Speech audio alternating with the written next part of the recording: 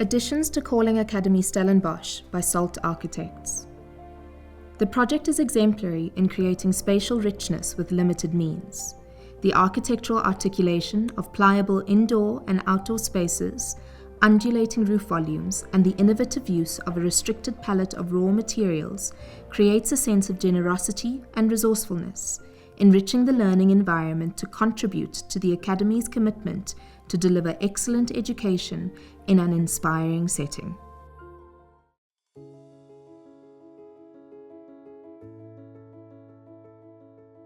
Amani by Felt Architects.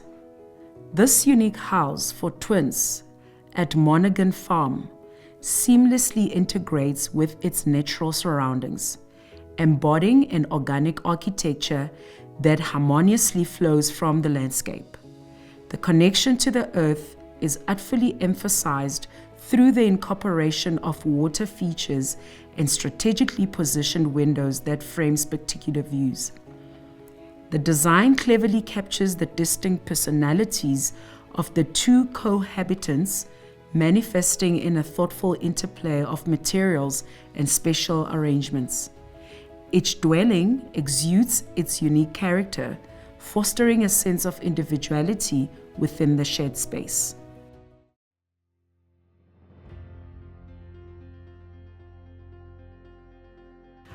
Billa Farmhouse by JVR Architects and Interiors. The project is defined by how well the interior, exterior spatial hierarchies and relationships were resolved, and the meticulous attention for detailing, finishes, and structure on all scales. The use of natural light and incorporation of existing trees through the glass gables and use of courtyards contributes to a delightful ambience. The play between traditional farmhouse references and the modern implementation of layout and material is mature.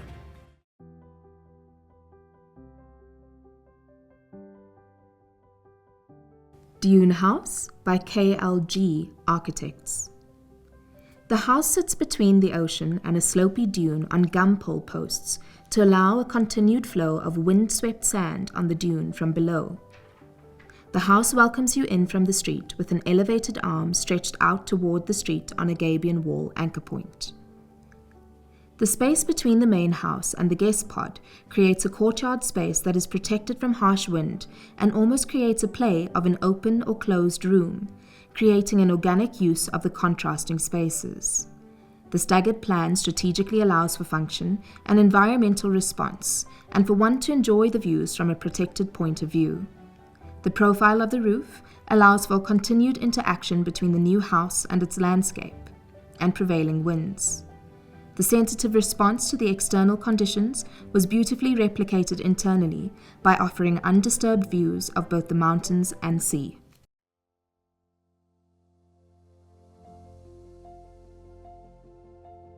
Faculty of Commerce, Law and Management Administration Building by MMA Design Studio.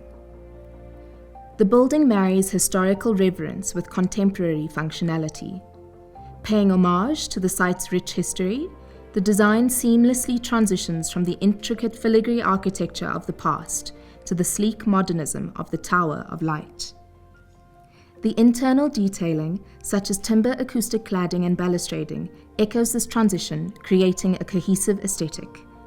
Beyond aesthetics, the building showcases a commitment to sustainability. Functionally, the building's layout is commendable. The design fosters collaboration, unity, and a sense of community among the faculty. In essence, this building stands as a testament to architectural finesse, historical consciousness, and sustainable design principles.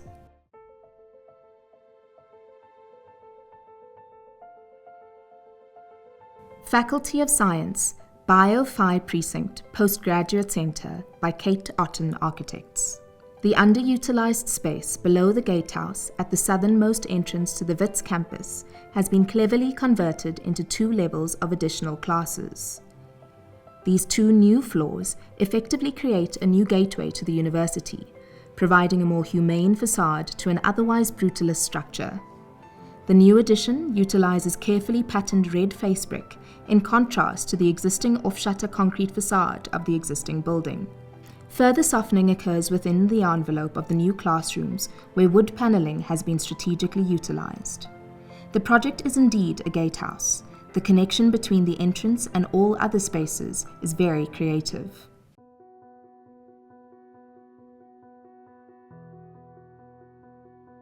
House Bellamy by Godsman Architects. The structural simplicity of the design resonates with the principles of minimalism, emphasizing clean lines and a sense of openness. The materiality of the concrete, while pragmatic, introduces a tactile dimension, inviting inhabitants to engage with the built environment.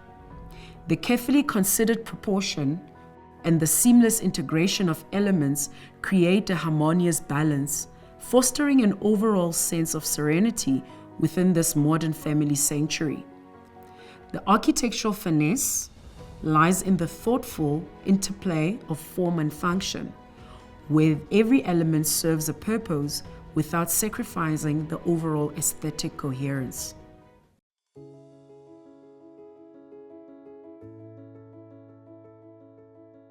Nelson Mandela Cruise Terminal by Alphic Prume Architecture.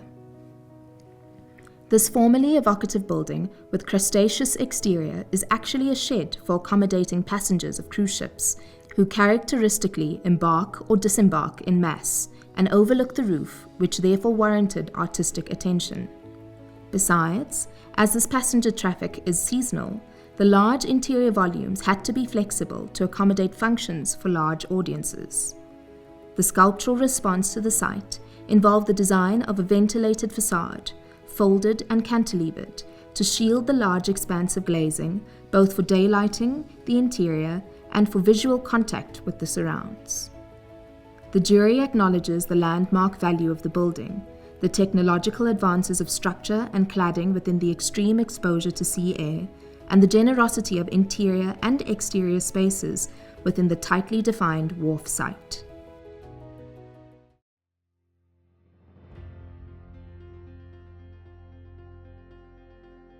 Nelson Mandela University Ocean Sciences Campus Extensions by SVA International. The building is conceptualized as a large veranda connecting an old adjacent building with a new addition, articulated as a triple-volume, multi-layered space which links the main circulation space with more private spaces within. The contemporary view is that science and research is a public event and that it should be open to social oversight and interaction, specifically at universities. This project is characterized by its effort to create such social interaction, as well as displaying the functions housed within the building. It invites the human hand to touch and the human eye to really look and observe.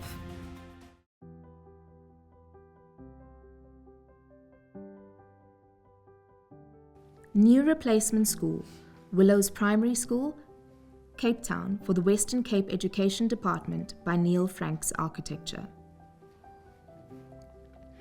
Willows Primary School is located in a residential neighborhood south of the N2 highway. The tight site inadvertently played a significant role in the success of the project. The school is ordered around a series of courtyards, protected from the weather by the flanking single and double-story buildings that ensure surveillance and safety. The school displays a hard, protective edge to the surrounding areas, with selective glimpses into the school grounds, and as a beacon in the neighborhood where positive landmarks are in short supply. On the east side, the school opens up toward the sports field, accessible to the community, where the vertical circulation doubles as a pavilion for spectators while still retaining a sense of security. Materials are hard-wearing, cost-effective, and low maintenance, befitting a government institution of learning, neither cheap nor lavish, but appropriate for context. There is nothing superfluous here. The architecture of the new campus is a product of its function. It is a school which looks and feels like a school in a climate where learning institutions are struggling to find identity. The architecture provides a safe, nurturing, and spacious environment where pupils can learn, while at the same time instilling a sense of pride and awareness amongst both its learners and the broader community.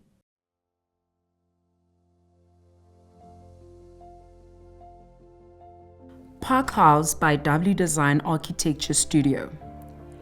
A beautifully landscaped garden flowing down a north-facing slope to a public park on of the valley floor provides a setting that requires a delicate and sensitive approach to the design of the house. Spatial composition, contextual response, and material selection have been beautifully integrated.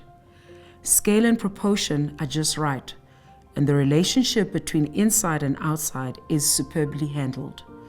The project derives its merit from both the visual delight and the lived experience it offers the house.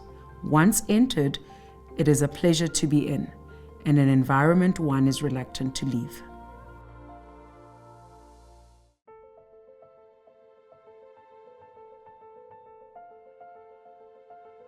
Radisson Red Hotel by DHK Architects. The use of facebreak detailing is particularly noteworthy, adding a touch of warmth and character to the building facade. The varying responses to different streetscapes showcase a thoughtful approach to urban integration, ensuring the hotel harmonizes with its surroundings. The public spaces within the hotel, including the generous reception area, conference facilities, meeting rooms, and a rooftop terrace with spectacular views, contribute to a welcoming and generous atmosphere. These spaces cater to the needs of discerning guests and travelers, fulfilling the brief admirably.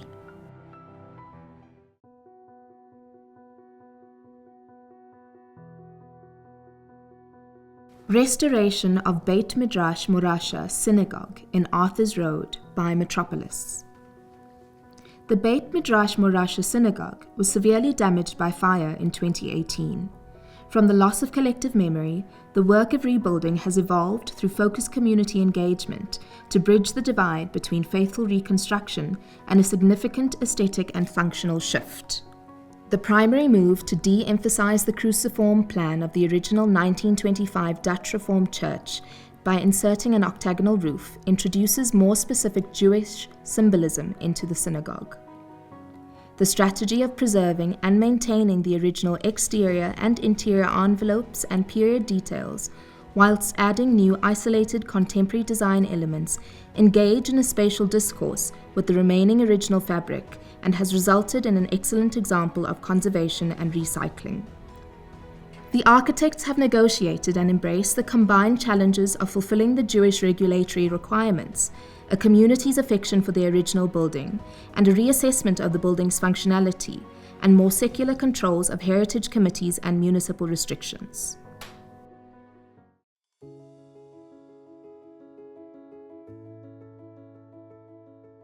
The Rescue Restoration of the Historic Town Centre of Wuppertal by TV3 Architects and Town Planners.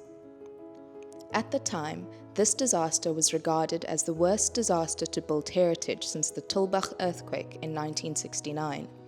The quick action of the various organizations and people saved a whole community and preserved an invaluable heritage treasure for future generations.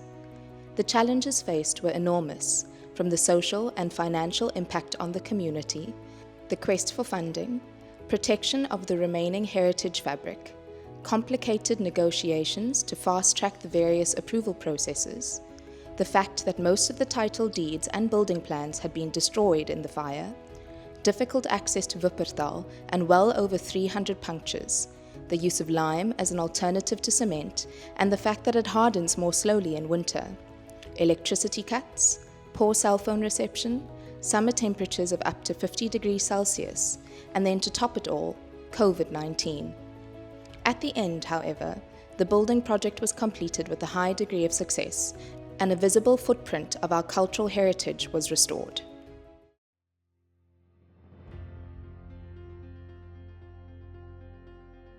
Salt Lake University, Humanities and Heritage Studies Building by MMA Design Studio. The main entrance into the building leads you to a landscaped courtyard, which acts as a central point of orientation. The articulated facades of different layers and textures soften their height from this vantage point. Material language pairs robust concrete elements with softer painted walls, all on the overall canvases of the face brick. Given the grey base, the bulk of the building seems afloat in its primary brick material. Sensible planning is applied in large spaces and smaller seating pockets which occur in between.